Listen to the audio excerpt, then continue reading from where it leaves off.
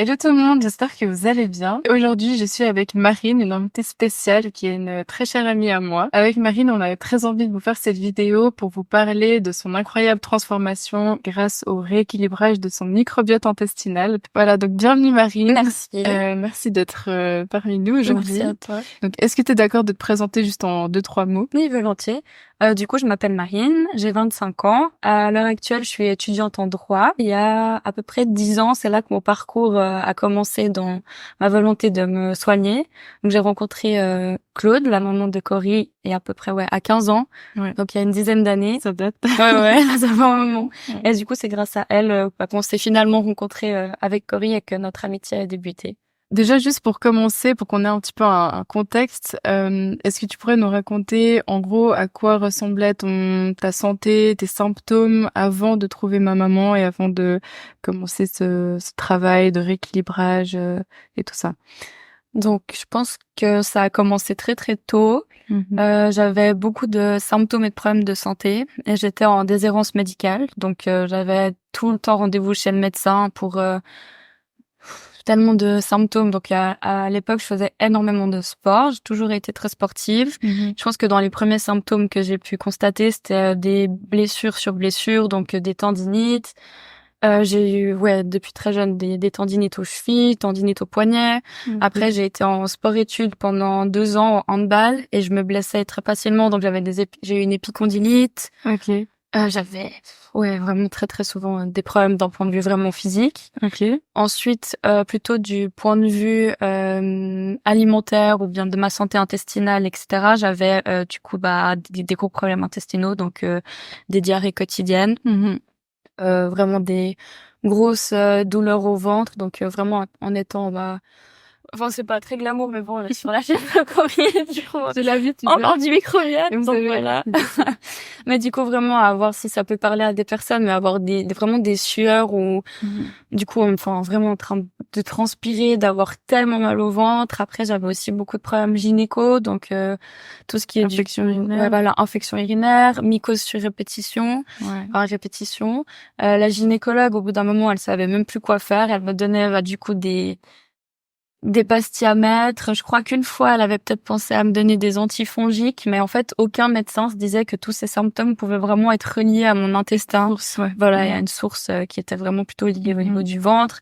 Après, il y a eu aussi des épisodes de dépression, donc vraiment sur l'humeur, de la fatigue, de la dépression justement. Qu'est-ce que j'ai pu avoir comme symptômes encore? Des problèmes, enfin, des migraines. C'était vraiment un ensemble. Le package. Voilà, ce qui était impressionnant, c'est qu'au final, c'était tout lié à l'intestin, alors que chaque médecin essayait de traiter ça, par symptômes, alors que c'était un ensemble. Après, il y avait aussi des douleurs musculaires dans le dos. Enfin, c'était vraiment tout le corps enflammé, en fait. Ouais, t'es en terrain inflammatoire global, quoi. Souvent, le problème de la médecine classique, c'est que vous avez un gastro-entérologue, vous avez un gynécologue, vous avez un psy, enfin, vous avez, en fait, la médecine sépare les parties du corps, alors qu'au final, bien souvent, la source de tous ces symptômes-là, elle est souvent la même.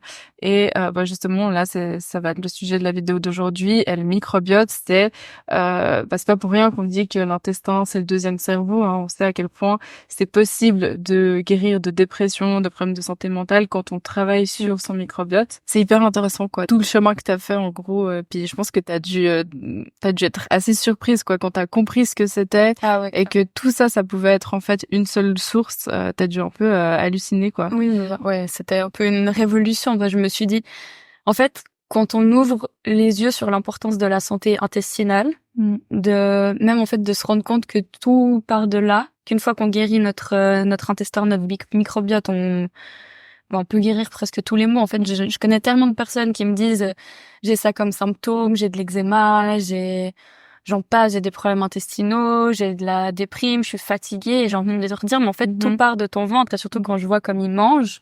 Et puis voilà, la manière de prendre des médicaments, en fait, c'est ça qui est terrible, c'est que les médecins donnent des médicaments pour soigner nos symptômes, alors qu'au final, ça va encore plus enflammer l'intestin, ça va empirer la situation, et au final, ça nous guérit pas. Donc puis de savoir aussi que l'intestin, c'est vraiment le deuxième cerveau du corps. Puis comme ta maman me l'avait appris, ça c'est quelque chose qui m'avait aussi vraiment interrogé le fait qu'il y ait plus de connexion de l'intestin au cerveau que du cerveau à l'intestin. Je me suis dit, c'est vraiment là qu'on voit que tout se situe c'est hyper impressionnant. Il y a plus de messages qui passent dans ce sens que dans ce sens.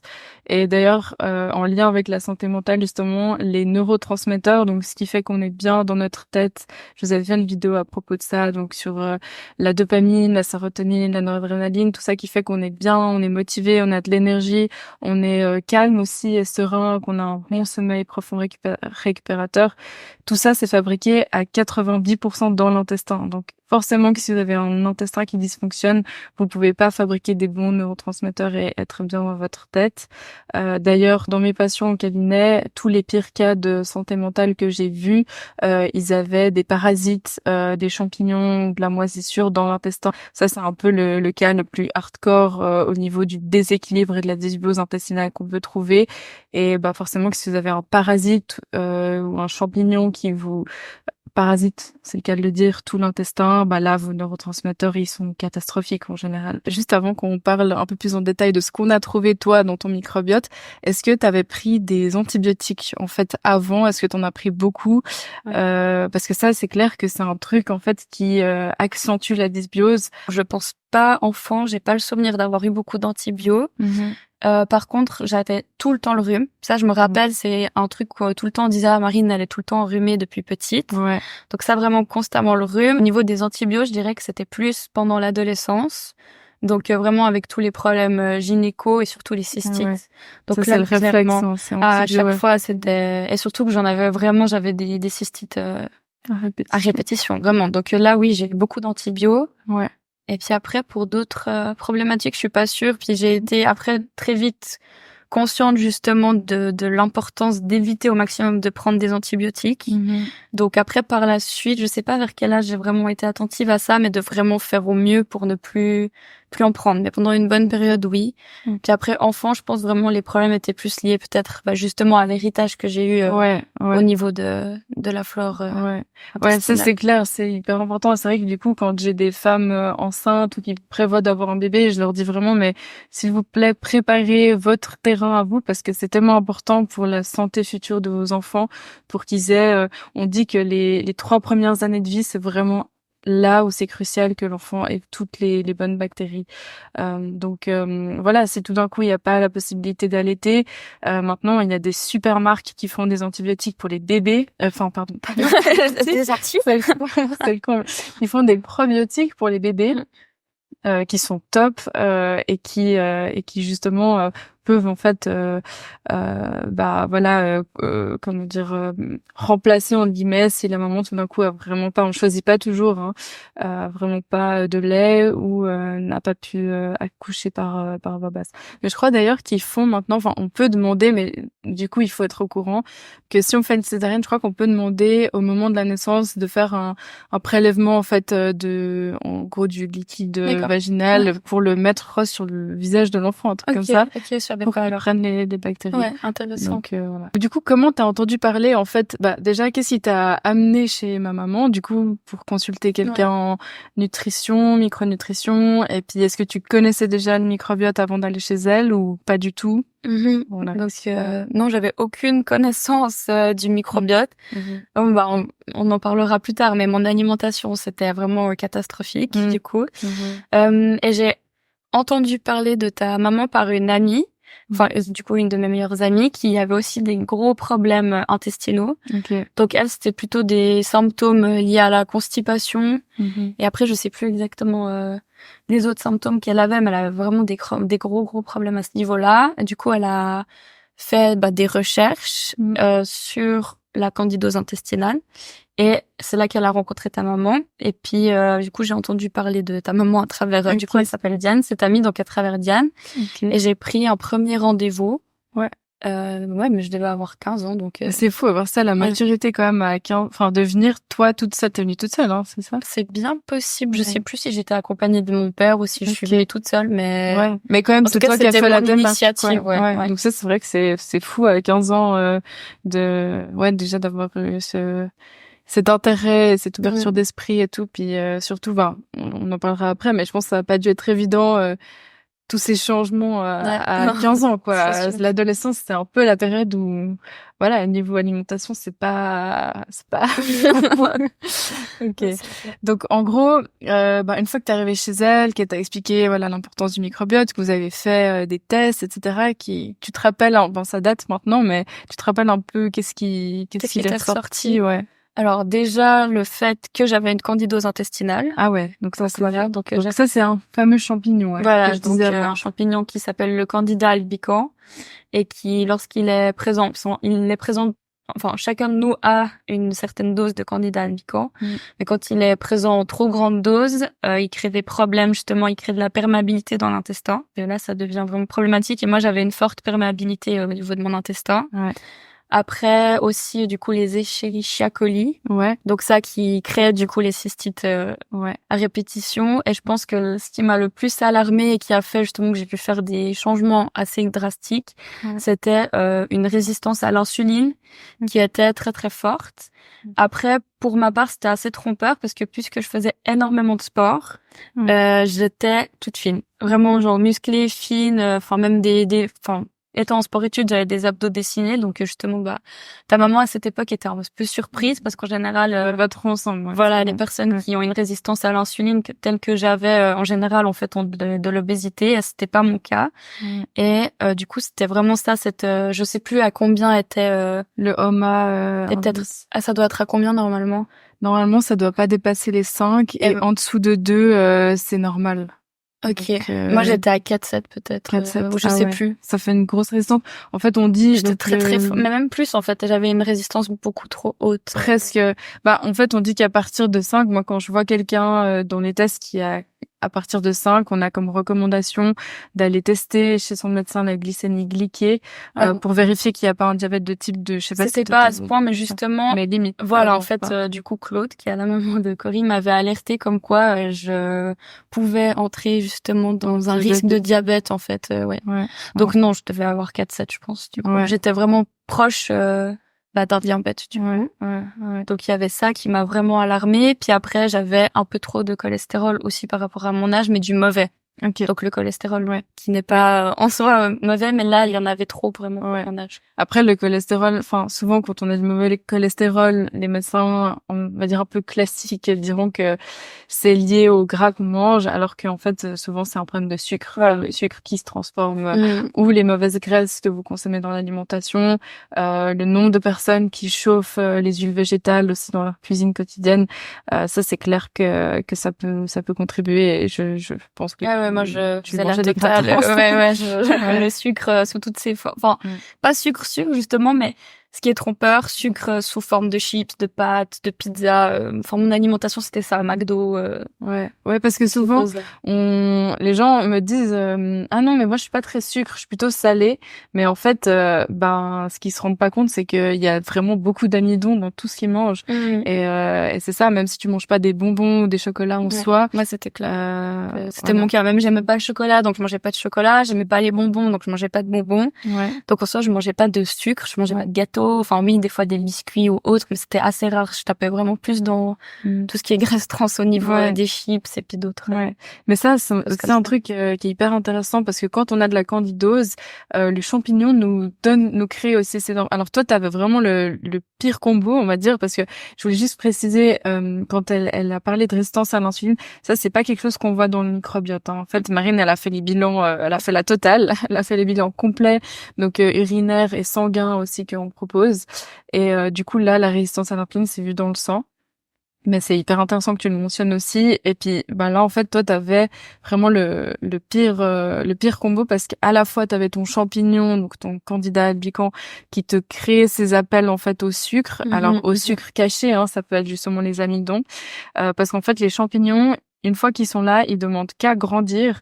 Et comment ils grandissent, en fait, c'est quand on leur donne du sucre ou des amidons. C'est comme ça qu'ils se nourrissent, en fait, et qu'ils prennent de la place, de plus en plus de place. Et plus ils sont là, plus c'est problématique.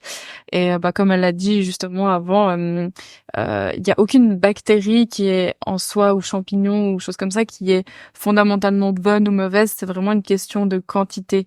Et voilà, c'est comme pour tout en fait. C'est une question d'équilibre. Et puis dès qu'il y a pas du tout mais genre vraiment pas du tout, ben c'est pas bon. Et puis quand il y a beaucoup trop, c'est pas bon non plus. Et puis la résistance à l'insuline, le fait que ton pancréas envoie beaucoup d'insuline pour gérer tes taux de sucre sanguin, ça c'est un truc qui crée énormément d'envie de sucre. J'avais faim. Honnêtement, j'avais faim toutes les 1h30. Wow. Je mangeais toutes les 1h30 vraiment, et j'avais faim. Et en fait, quand je mangeais pas, j'étais à 2 doigts de tomber dans les pommes. Vraiment, je me sentais. J'ai des souvenirs. En fait, quand je me rappelle de ça maintenant, mais c'était horrible. Je devais m'allonger. Et vraiment, des fois, j'étais allongée sur le canapé et genre, en général, du coup, vu que je devais manger quelque chose de rapide, je me faisais des soupes de riz, de risotto. Et du coup, je peinais à faire cette soupe de risotto et je m'allongeais sur le canapé jusqu'au moment où je pouvais manger, en fait. Et j'étais vraiment à 2 doigts de tomber dans les pommes, puis ça me faisait ça, au cours. C'est hyper handicapant, en fait, parce que je loupais beaucoup des fois, tu peux pas être, t'es en plein milieu d'un cours, tu vas pas faire un repas, quoi.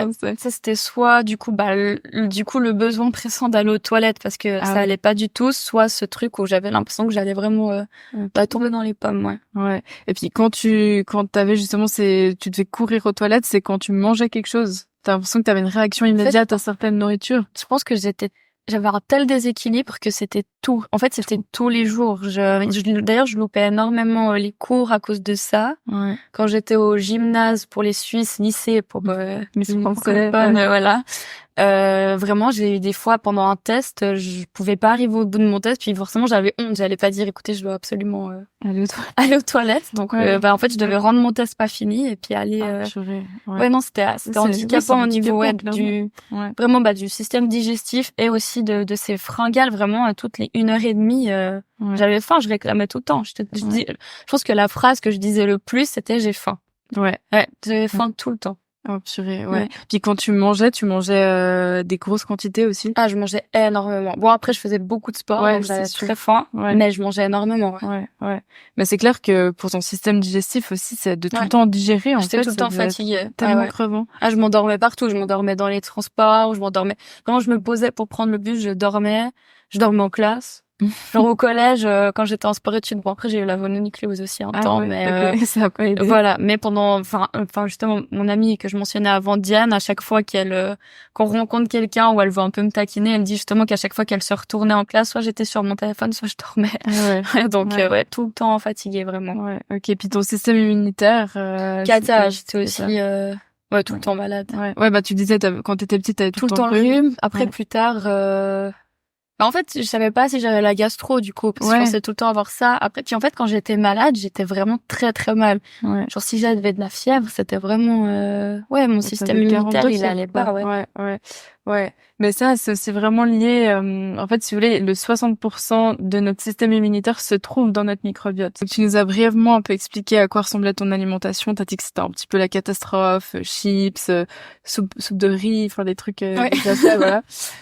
Non, je faisais moi, mais c'est toi qui plein de sucre, quoi. Ok, d'accord, Mais en gros, si tu nous fais une journée type, ça ressemblait à quoi, en fait, avant que je commences à changer, Je pense que j'étais encore en sport-études à ce moment-là, donc c'était le matin, je suis pas sûre que je mangeais.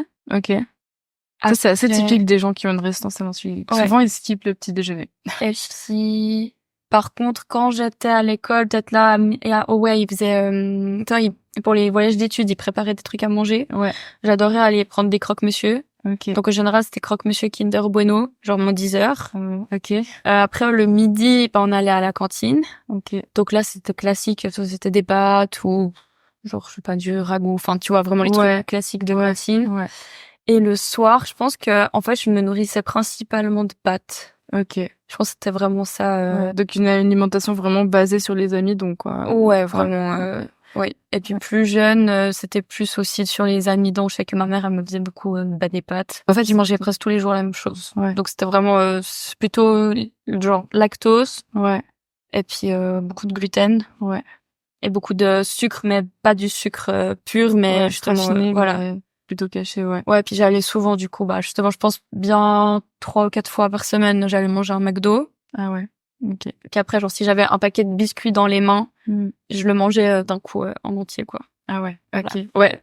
Vraiment typique des gens qui ont une résistance aussi à l'insuline. C'est que quand vous n'avez pas de résistance, vous pouvez vous faire 1, 2 biscuits, ensuite c'est bon. Mais quand vous faites vraiment le paquet, vous allez jusqu'au bout, c'est en général que votre pancréas envoie beaucoup trop d'insuline. Ça c'est clair. Et du coup, donc quand tu as eu tes résultats, et tu t'es rendu compte que tu avais du champignon, une résistance à l'insuline, etc., et que tu as vraiment pris conscience de tout ça, qu'est-ce que maman t'a suggéré comme changement alimentaire? Et du coup, bah voilà, en gros, à quoi t'es passé? Comment ça a été pour toi d'opérer à ces changements? Est-ce que c'était difficile? Est-ce que t'as réussi du premier coup? Ou... Enfin voilà. Du coup, elle m'a proposé de passer un régime cétogène. Ok. Donc de couper au maximum les sucres. Ouais. Donc ça veut dire qu'elle m'a proposé d'arrêter le gluten, le lactose, et puis que je consomme uniquement des aliments qui avaient un indice glycémique inférieur à 50. Ok. Donc je suis partie sur ce régime-là, et quand elle m'a annoncé justement que je pourrais plus manger de pâtes, de pizza, t'as cru que monsieur. Ouais, voilà, je crois que j'ai fait mon travail de maturité sur ça, en faisant un blog où je proposais des adresses à Lausanne où on pouvait manger justement avec un régime cétogène. Trop bien. Et j'avais écrit un peu dans la présentation qu'au moment où elle m'avait annoncé ça, j'avais eu l'impression un piano me tombait sur la tête. J'avais écrit, du coup, c'était ça là. Ouais, genre, parce que pour moi, voilà, parce que moi c'était plus, c'était pas je mangeais pour vivre, mais c'était je vivais pour manger. Ouais. Moi, je voyais vraiment l'alimentation comme un pur plaisir et pas du tout quelque chose qui contribuait à ma santé, tu vois. Ouais, quelque chose qui remplissait tes besoins physiologiques. Voilà, c'était pas du tout ça, je m'intéressais pas du tout à la micronutrition, savoir quel aliment m'apporte telle ou telle chose. Mais vraiment plutôt genre j'aime manger et du coup je veux manger tout ce dont j'ai envie, du coup. Ouais, c'est clair. Et puis, du coup, t'as réussi à passer à ça du jour au lendemain, ou comment t'as mis ça en place? Ça, je dois dire que vraiment, la transition, je me souviens pas forcément de vraiment cette transition, mais après, j'ai un caractère très extrême. Ouais. Donc, une fois que je fais le process, en fait, le process se fait très rapidement, et une fois que je suis décidée, je suis capable de passer du tout au tout. Ouais. Donc, ça veut dire que je pense que très rapidement, j'ai changé d'alimentation. Ouais. Après, c'était il y a 10 ans. Et il y a 10 ans, on n'avait pas à disposition tout ce qu'on a à l'heure actuelle. C'est clair. Honnêtement, je trouvais presque rien. C'était très compliqué. Il y avait pas... Fallait tout faire soi-même. Fallait tout faire soi-même. Il y avait pas, par exemple, le pain, le seul pain sans gluten, c'était du pain Scharf, je sais plus la marque, une marque qui faisait, voilà, qui faisait des choses sans gluten, sauf que du coup, j'avais une intolérance au maïs, donc tout ce qui était sans gluten à base de maïs, ça fonctionnait pas, et ça, je l'ai pas tout de suite su. Du coup, j'ai mangé au début des pâtes au maïs, et en fait, j'étais tout le temps malade, et je comprenais pas. Je disais, je mange plus de gluten, mais je suis encore malade. Et en fait, après, on a remarqué que j'avais une intolérance au maïs. Ouais. Donc, j'avoue qu'à ce niveau-là, c'était assez compliqué. Vraiment, au niveau vraiment de ce qui était disponible en magasin, c'était un peu compliqué. Après, je trouvais aussi en magasin bio, mais c'était plus cher. Ouais, clairement. Alors, le budget course a augmenté. Voilà, augmenté. Puis en plus, je vivais avec mon père à l'époque, donc c'était lui qui tenait la bourse, donc il se rendait bien compte que c'était pour ma santé, mais c'était un petit peu compliqué. C'est clair. Au niveau du budget. Après, heureusement, c'était déjà moi qui faisais à manger à cette époque, donc je lui faisais à manger, je me faisais à manger. Ok. Ouais. Et puis, je sais pas après combien de temps ça m'a mis à vraiment mettre l'alimentation en place, mais j'ai été très vite quand même très stricte au point où, par exemple, l'exemple que je donne pour montrer à quel point j'ai pu être stricte et vraiment appliquer ce régime pour guérir, c'était que, par exemple, si je prenais un thé et qu'il y avait un spéculoos à côté, je mangeais pas le spéculoos. Ah ouais. Donc vraiment, je mangeais plus aucun sucre. Ouais. Même les choses que t'avais pas décidé, tu te laissais pas voilà, tenter, quoi. Vraiment tout ce qui contenait du sucre pur, je le mangeais pas. Après, je faisais vraiment attention à tous les aliments, justement pas qu'ils aient un indice glycémique au-dessus de 50. J'étais vraiment quand même assez stricte, ouais. En plus de l'alimentation, est-ce que t'as dû prendre aussi des compléments alimentaires? Si oui, quoi? Donc, elle m'a d'abord proposé du coup du Lactibiane Tolérance, donc des probiotiques pour réensemencer ma flore avec des bonnes bactéries. Du coup, c'est le fameux de la marque Pilège, là, dont je vous parle tout le temps. Et le Tolérance, celui-ci, il est vraiment spécifiquement pour les gens qui ont justement des problèmes de diarrhée. Le référent, ce sera plutôt pour la constipation, mais quand on a des alternances et tout d'un coup des crises de diarrhée comme ça, c'est vraiment le probiotique le plus adapté. Elle m'avait aussi proposé de prendre du gluta. C'était des sachets orange. De la L-glutamine, je pense. Ouais. C'est pour cicatriser l'intestin. Ouais, voilà, du coup de la L-glutamine. Ouais. Elle m'avait proposé aussi de faire des cures d'azéol. Ouais. du coup, qui sont avec des huiles essentielles qui permettent d'éliminer le candida. Ouais. Elle m'avait aussi dit de prendre de l'ashwagandha. Donc ça pour réguler. Je faisais aussi beaucoup d'insomnie. Du coup, ça c'était un des autres symptômes que j'avais, des gros problèmes de sommeil. Je sais qu'elle me disait d'alterner aussi avec le Lactibiane Voyage et Lactibiane CE, quelque chose comme ça. Ouais, CN. Alors le Lactibiane Voyage, justement, il est spécifique pour chasser l'Escherichia coli. Et si effectivement tu avais un excès d'Escherichia coli qui crée les cystites, c'est un super probiotique. Et le Lactibiane CN, celui-là, il est spécifiquement pour tout ce qui est gynécologique. Donc quand on fait des mycoses, des infections urinaires, justement des TOF. Et il va vraiment agir directement sur la flore vaginale. Le cas de Marine avec une candidose comme ça, c'est pas hyper fréquent, dans le sens où, pour vous donner une idée, je fais des bilans toutes les semaines sur plusieurs personnes et je vois pas chaque mois de la candidose. Hein. Alors ce que je vois à chaque fois, c'est sûr, c'est de la dysbiose intestinale. Donc on a un excès de bactéries et puis donc c'est ce qui fait que c'est pathogène et on a vraiment des gros manques de bonnes bactéries et du coup ça fait qu'on n'est pas protégé, en fait on n'a pas du tout d'armée et du coup ça c'est typiquement de la dysbiose et ça c'est présent chez tout le monde aujourd'hui, entre le stress, les perturbateurs endocriniens, la pollution, même la qualité de l'eau qu'on boit, tout ça, c'est clair que, puis surtout, on mange pas assez diversifié, parce que justement, on n'a pas le temps, donc on change pas de légumes, de fruits, et de glucides tous les jours, donc forcément que les diversités intestinales sont vraiment pauvres dans la plupart des cas. Des gens qui manquent de bonnes bactéries, ça j'en vois clairement tous les jours, d'où l'importance de prendre des probiotiques pour occuper l'espace, parce qu'en fait, c'est vraiment une question d'occupation d'espace. Plus l'espace est occupé par les bonnes bactéries, moins vous laissez de place aux excès de bactéries de s'installer et du coup de devenir pathogènes.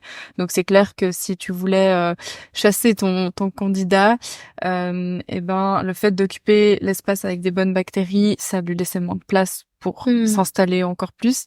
Mais c'est vrai que le candida, c'est un champignon qui est bien corsé. Parfois, juste les probiotiques, ça va pas suffire. Et c'est pour ça qu'elle te proposait des cures à base d'huile essentielle, parce que les huiles essentielles, c'est des antibactériens hyper puissants. L'avantage, c'est que c'est naturel, donc ça va préserver les bonnes bactéries, au contrario des antibiotiques qui vont tout tuer. C'est pour ça que c'est un cercle vicieux.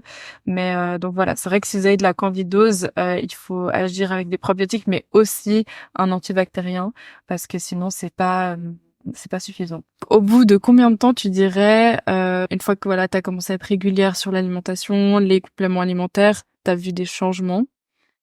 Honnêtement, je dirais 1 an et demi après. Ah ouais. Ouais. Ça a pris du temps. Ah, ça a pris beaucoup de temps. Ouais. Je pense que vraiment que les symptômes s'estompent, de me sentir vraiment plus, que même au niveau digestif. Ouais. Puis après, en fait, j'ai toujours eu une énorme sensibilité, donc vraiment que j'ai une sensibilité qui est vraiment moindre et je peux, par exemple, pendant 2 semaines, on va dire un peu exagéré et tout, et puis que j'ai pas des symptômes forts, puis ça me rattrape au bout de 2 semaines, je dois faire 1 an. Ah ouais. Je dirais, ouais. Puis avec encore d'autres changements que j'ai pu faire, mais c'est vrai que oui, que ça ait vraiment un effet fort, ça a pris 1 an et demi, je dirais. Mais ça m'étonne pas, parce que c'est vrai que, si Marine, pendant 15 ans, elle avait un microbiote catastrophique avec un champignon qui lui parasitait l'intestin, c'est clair que des fois, les gens, ils attendent des réponses beaucoup plus rapides. Ouais, ça c'est le piège. Ouais. Patient. C'est ça. Et bravo d'avoir persévéré et tout ça. C'est vrai que on peut des fois avoir des gens qui si au bout de 2-3 mois ils ont pas vu un changement radical malgré tous les efforts, c'est clair, hein, ça demande du temps, ça demande de l'énergie, ça demande de l'argent de faire tous ces changements.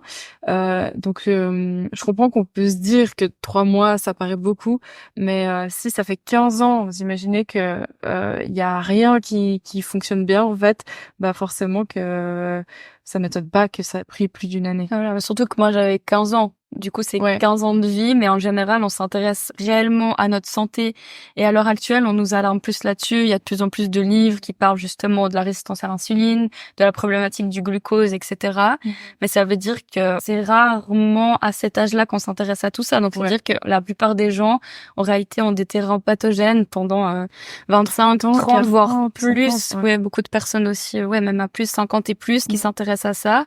Donc forcément, le corps, il a subi, il a certaines habitudes. Après, justement, au niveau de la perméabilité, il faut bien se rendre compte que c'est l'intestin qui doit recréer du tissu pour fermer les trous qui sont dans sa paroi. Donc c'est clair que c'est toi une reconstruction qui est longue.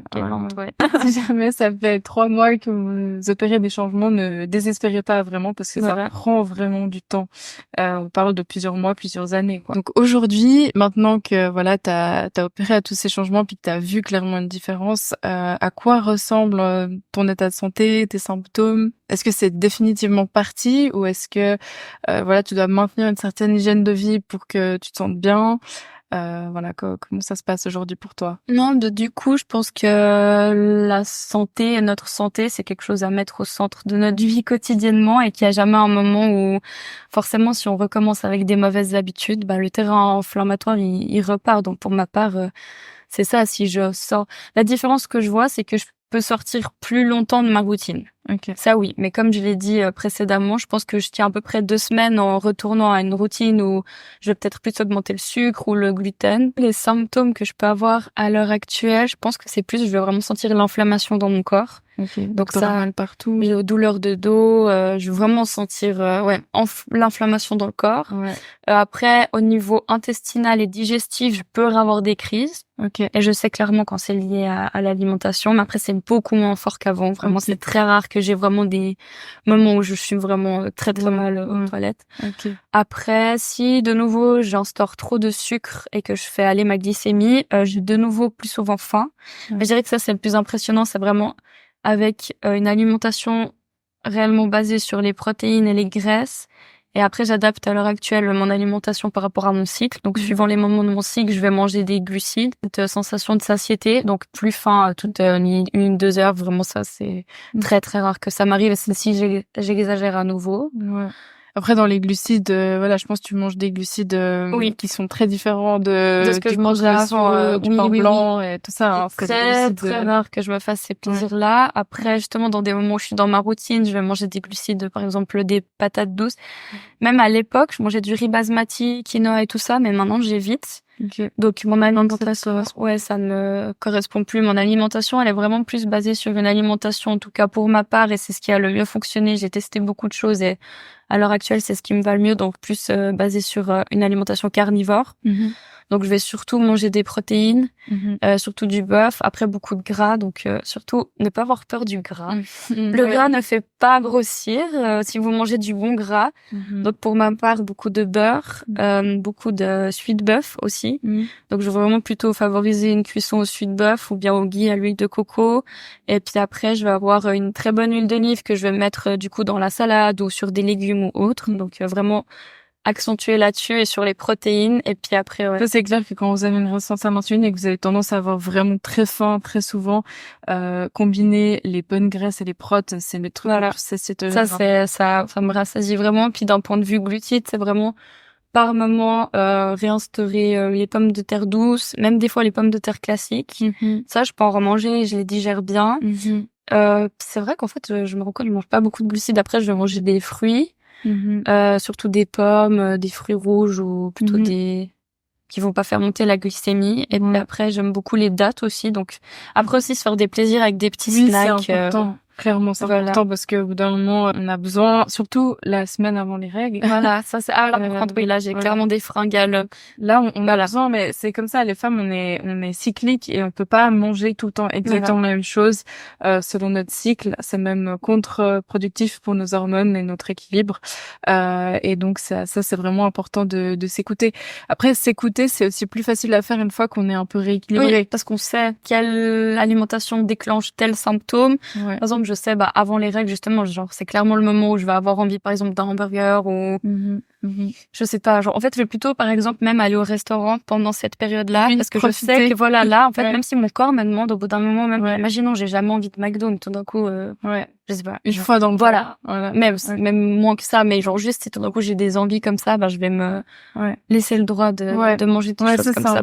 C'est important parce que de jamais s'octroyer un truc qui vous fait vraiment plaisir, c'est pas tenable en fait, juste sur le long terme. Vous verrez que si vous êtes rééquilibré puis que la plupart plupart du temps, en fait, vous faites quelque chose de sain qui vous maintient dans un bon équilibre, ces espèces de gros cravings, ça arrivera pas tous les jours. Si vraiment on se base, je trouve, pour ma part, sur les protéines et les bons lipides, et puis mettre un peu par-ci par-là, du coup, des bons glucides suivant la période, en tout cas pour les femmes, suivant la période du cycle, j'ai plus du tout d'envie comme ça, de fringales, de sucre ou autre. C'est vraiment si je recommence à exagérer d'un point de vue vraiment du sucre que ça peut m'arriver. Et après, une grosse différence que j'ai vue, c'est que j'avais des gros problèmes avec le lactose. Et ça, plus du tout. Là, tu peux boire là, en fait, j'ai emménagé récemment près du Mont, et puis il y a un fermier qui vend du lait cru. Et du coup, je suis allée en acheter, et je peux le boire comme ça, vraiment froid et tout. Sens bien. Aucun problème. Vraiment aucun problème. Même pas de gonflement, rien. Genre, aucun problème. Donc, vraiment, puis les fromages aussi, tout ça, vraiment au niveau du lactose. Par contre, le gluten, ça passe toujours pas. J'ai mal à la tête, ça me fait des symptômes désagréables. Mais par contre, lactose, ça c'est bon moment. Après, on est vraiment tous différents, hein. On a les microbiotes. En fait, il y en a pas deux qui se ressemblent. On a tous des microbiotes complètement différents. Et alors, ce qui est sûr, c'est que manger plus de bonnes graisses, plus de protéines, ça c'est un truc qui fera du bien à tout le monde. Par contre, après, voilà, certaines personnes ont plus de sensibilité à l'insuline, donc ils auront besoin de mettre un peu plus de glucides au quotidien. D'autres personnes qui sont plus résistants se sentent bien avec beaucoup moins de glucides. Enfin, vous devez tester, je pense. J'invite à tester. Moi, ça fait des années, je suis passée par tellement de régimes. J'ai essayé végétarien, après presque à la limite du véganisme. Ensuite, je suis passée justement cétogène. Après, j'ai repris une alimentation un peu plus classique, mais du coup, j'ai de nouveau eu des symptômes en fait. Donc, je suis repassée après à cétogène. Ensuite, j'ai eu une période, j'en avais marre de tout le temps réfléchir. Donc là, après, comme je l'ai dit, je peux avoir un caractère où je veux un peu toucher les extrêmes. Donc, c'est pas forcément voilà, vraiment, faut s'écouter. Mais du coup, j'ai été dans le régime carnivore. J'ai essayé un mois et demi. Et puis après, là où je trouve plus mon équilibre, c'est vraiment, du coup, déjà, dans un premier temps, d'adapter mon alimentation à mon cycle menstruel. En tant que femme, je pense que ça, c'est aussi quelque chose à tester. C'est vraiment intéressant. Et après, vraiment, d'être plutôt sur une base, du coup, animal based du coup, et d'axer aussi sur l'aspect plus cétogène en mettant des carbs un peu par-ci par-là suivant mon cycle, et puis quand mon corps me le réclame en fait. J'invite vraiment à tester en fait les différents courants, ou bien vraiment tester des aliments, les sortir, les réintégrer, voir comment le corps réagit. Exactement. Puis si vous êtes dans une phase comme Marine à 15 ans, qui était vraiment catastrophique, qui était dans un méga terrain inflammatoire, c'est clair que là, au début, il faut parfois être un peu plus strict pendant plus longtemps. Mais une fois que vous avez fait en fait le gros du job, vous verrez que vous pouvez vous octroyer justement on guillemets plus d'écart, et puis pour autant que vous reveniez en fait assez vite à votre routine. Voilà. Mais c'est vrai qu'au début, quand vous êtes vraiment dans un état de crise, en fait, là, ça demande d'être quand même plus. Moi, pendant 2 ans, du coup, j'ai été très très stricte. Donc vraiment, pendant 2 ans, le régime cétogène, c'était mon alimentation. Je débordais pas, même en vacances. Ça me paraît être un peu dur, mais votre santé, c'est votre bien le plus précieux. Vous faites rien sans votre santé, et d'être tout le temps malade. Puis en plus, il y a tellement de symptômes qui sont liés à ça. Vous pouvez vous débarrasser de tellement de maux, en fait, en vous occupant de ça. Et peut-être pendant, justement, une période de 1-2 ans, vous allez devoir être plus strict, mais vous vous offrez une liberté au final. Et après, vous verrez que rien que votre rapport à l'alimentation change. Moi, à l'heure actuelle, je trouve ça 1000 fois plus intéressant. Je suis passionnée de savoir. Je peux faire des heures de recherche pour savoir quel aliment m'apporte quoi, comment optimiser, juste, et puis de voir l'effet que ça a d'un point de vue même sur le cerveau. Par exemple, un des symptômes que j'ai pas mentionné qui est assez important, c'est l'aspect de brouillard cérébral, brouillard mental, impossibilité de se concentrer. Ça, c'est terrible. Puis on peut guérir encore d'autres maux. J'avais aussi, du coup, le TDAH. TDAH. Ouais, le TDAH, du coup, donc l'hyperactivité mentale, ça, c'était aussi difficile. Enfin, j'ai fait, du coup, comme je l'ai expliqué, je suis étudiante, donc ça, d'un point de vue pour les études, ça m'a aussi énormément aidé pour la concentration, la mémorisation. Donc à travers l'alimentation, on répare beaucoup de maux. Donc, clairement. Ouais, c'est vraiment... Je sais, vous verrez que vos envies changent. C'est vrai que moi, maintenant, quand justement c'est la fameuse semaine avant le cycle et puis que voilà, tu sais, on ressent tout d'un coup avec la montée d'hormones qu'on a envie d'un truc un peu plus sucré, plus gourmand. Moi, je vais avoir des cravings pour des dates, tu vois. Alors que avant, ça pouvait être des cravings pour des paquets de biscuits industriels. Voilà. Et vraiment, en fait, quand vous changez l'équilibre, vous améliorez votre résistance à l'insuline et que vous avez un meilleur intestin, tout simplement, vous avez des envies qui changent aussi. Vous avez des envies vachement plus saines, quoi. Même on n'a même plus envie, par exemple, vraiment quand on arrête complètement le sucre, on n'a plus envie de sucre. Ouais. Moi, on me propose au travail, on va me proposer un biscuit ou bien un chocolat qui n'est pas du chocolat noir à 90%, ça me fait même pas envie. Ouais, moi j'ai l'impression que c'est pas de la nourriture. Tu vois, non, en fait, c'est ça. Des fois, pour moi, l'argument, ce qu'on me sort tout le temps, c'est oui, mais d'un point de vue calorique, c'est bon. Et on s'en fiche si c'est des calories vides, en fait. De manger des calories vides, ça n'a pas de sens, ça ne nourrit pas votre corps, c'est pas parce que... En fait, c'est tout. Vous nourrissez vos mauvaises bactéries. C'est tout le mécanisme aussi. Je peux manger ça parce qu'après, je vais au sport, mais vous faites pas du bien à votre corps. Donc, c'est vraiment d'un monde d'avoir cette conscience que si on met du diesel dans une voiture qui a besoin d'essence sans plomb, elle va pas fonctionner. C'est la même chose pour votre corps. C'est vraiment l'importance de le nourrir avec les bons nutriments, les bonnes choses. Et puis, c'est vrai que je sais pas, avant, j'aimais pas... Oui, il y a plein de choses que j'aimais pas. Et puis, en fait, en changeant d'alimentation, même le palais change. Le palais change. On dit que souvent, quand on propose des recettes un peu différentes à nos patients au début, la première fois, souvent, ils trouvent pas terrible. La deuxième, troisième. Et au bout de la 4e fois, les gens commencent à aimer. Donc, vraiment, aussi, ne vous découragez pas si vous êtes pas hyper fan d'un truc la première fois. Ça prend des fois plusieurs temps, en fait, à ce que le palais change. Et après, on en a même plus envie. Par exemple, des pâtes, quand j'avais arrêté pendant 2 ans des pâtes, ça me faisait plus envie. Je voyais plus d'intérêt. Vraiment, tous les trucs qu'on mange de manière classique, ça perd tout goût, tout sens. Enfin, vraiment, c'est plus intéressant. Ça vous appelle plus. Mais aussi, pareil, on vous propose des biscuits, des chocolats industriels.